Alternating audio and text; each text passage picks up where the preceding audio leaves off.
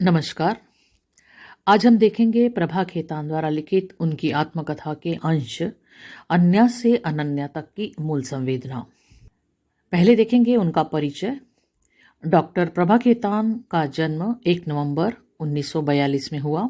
Prabha Khetan foundation की संस्थापक, अध्यक्षा, नारी विषयक कार्यों में सक्रिय रूप से भागीदार, फिगरेट नामक महिला स्वास्थ्य केंद्र की स्थापक, 1966 से 1976 तक चमड़े तथा सिले सिलाए वस्त्रों की निर्यातक, अपनी कंपनी न्यू होराइजन लिमिटेड की प्रबंध निदेशिका, हिंदी भाषा की लब्ध प्रतिष्ठित उपन्यासकार, कवित्री तथा नारीवादी चिंतक तथा समाज सेविका थी। उन्हें कलकत्ता चैम्बर ऑफ कॉमर्स की एकमात्र महिला अध्यक्ष होने का गौरव प्राप्त था। वे केंद्रीय हिंदी संस्थान की सदस्य थी। कोलकाता विश्वविद्यालय से दर्शन शास्त्र में स्नातकोत्तर उपाधि लेने वाली प्रभा ने ज्यां पॉल सार्त्र के अस्तित्ववाद पर पीएचडी की थी। उन्होंने 12 वर्ष की उम्र से ही अपनी साहित्य यात्रा की शुरुआत कर दी थी और उनकी पहली रचना कविता सुप्रभाव में छपी थी। तब वे 7वीं कक्षा की छात्रा थी। 1980-81 से वे पूर्णकालीन साहित्यिक सेवा में लग गई। उनके 6 कविता संग्रह अपरिचित उजले, सीढ़ियां चढ़ती रही मैं, एक और आकाश की खोज में,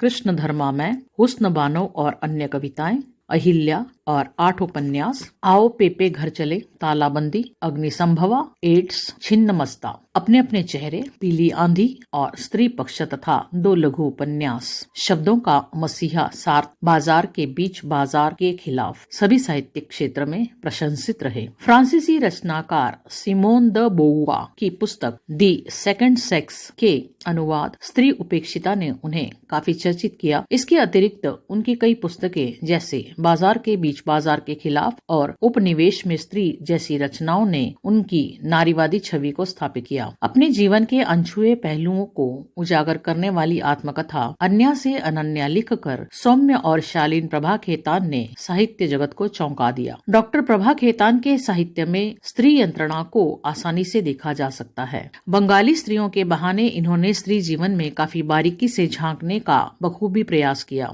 आपने कई निबंध भी लिखे।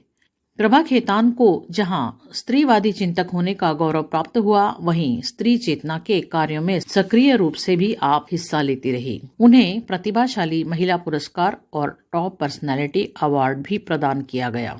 साहित्य में उल्लेखनीय योगदान के लिए केंद्रीय हिंदी संस्थान का महापंडित राहुल सांकृत्यायन पुरस्कार राष्ट्रपति ने उन्हें अपने हाथों से प्रदान किया। अन्या से अनन्या तक की मूल संवेदना।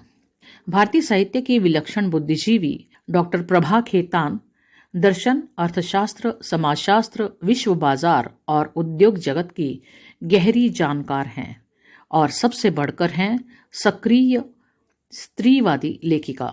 उन्होंने विश्व के लगभग सारे स्त्रीवादी लेखन को घोट ही नहीं डाला, बल्कि अपने समाज में उपनिवेशित स्त्री के शोषण, मनोविज्ञान, मुक्ति के संघर्ष पर विचारोत्तेजक लेखन भी किया और उसी क्रम में उन्होंने लिखी यह आत्मकथा अन्या से अनन्या तक। हंस में धारावाहिक रूप से प्रकाशित इस आत्मकथा को जहां एक बोल्ड और निर्भीक आत्मस्वीकृति की साहसिक गाथा के रूप में अकुंठ प्रशंसाएं मिली, बेशर्म और निर्लज्ज स्त्री द्वारा अपने आप को चौराहे पर नंगा करने की कुत्सित बेशर्मी का नाम भी दिया गया। महिला उद्योगपति प्रभा खेतान का यही दुस्साहस क्या कम है कि वह मारवाड़ी पुरुषों की दुनिया में घुसपैठ करती हैं। कलकत्ता चैम्बर ऑफ कॉमर्स की अध्यक्ष बनती हैं, एक के बाद एक उपन्यास और वैचारिक पुस्तकें लिखती हैं और वही प्रभा खेतान अन्या से अनन्या में एक अविवाहित स्त्री विवाहित डॉक्टर के धुआंधार प्रेम में पागल है।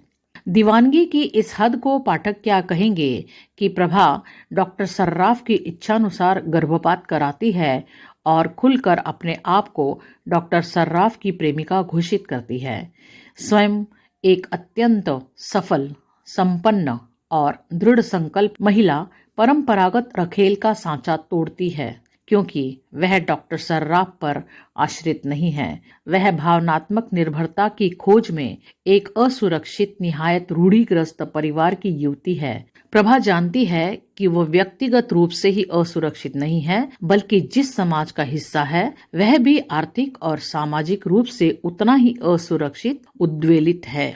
तत्कालीन बंगाल का सारा युवा वर्ग इस असुरक्षा के विरुद्ध संघर्ष में कूद पड़ा है। प्रभा खेतान अपनी इस असुरक्षा की यातना को निहायत निजी धरातल पर समझना चाह रही है, एक तूफानी प्यार में डूबकर या एक बोरजुआ प्यार से मुक्त होने की यातना जीती हुई। प्रभा खेतान की ये आत्मकथा अपनी ईमानदारी के अनेक स्तरों पर एक निजी राजनैतिक दस्तावेज है, बेहद बेबाक, वर्जनाहीन और उत्तेजक। यहाँ पर इस कहानी की मूल संवेदना समाप्त होती है। ये वीडियो आपको अच्छा लगा है तो लाइक कीजिए, शेयर कीजिए, चैनल को सब्सक्राइब कर लीजिए और मिलते हैं एक नई वीडियो में। नमस्कार।